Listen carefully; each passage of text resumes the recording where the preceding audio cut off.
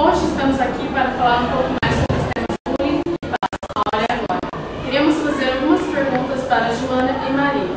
O que você acha que é pior? O bullying com agressão física ou com agressão moral? Bom dia. Bom, as duas são ruins, mas a pior é a física. Maria, o que leva o autor do bullying a praticá-lo? Bom dia. A sensação de ser poderoso e se sentir frágil. Joana, a paz é a ausência de dor e de conflitos. O que você acha? Eu acho que não, porque a paz é algo de coisas boas. Maria, você acha que a paz vem de dentro da pessoa? Sim, você precisa da paz para poder compartilhar com os outros. Bom dia, telespectadores.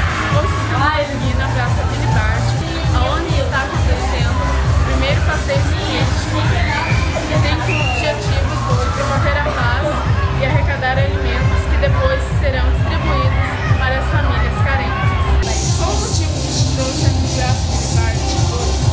Estou para rever os amigos, para fazer um passeio ciclístico e para fazer atividade física. Estamos aqui com a professora Ângela, do Colégio Estadual Euro Nunes, que veio participar deste evento do passeio ciclístico.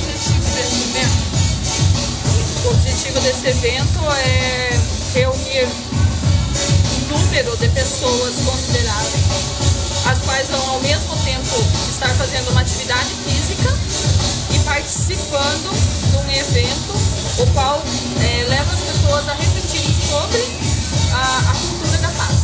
De forma diferente para a implementação de uma cultura da paz.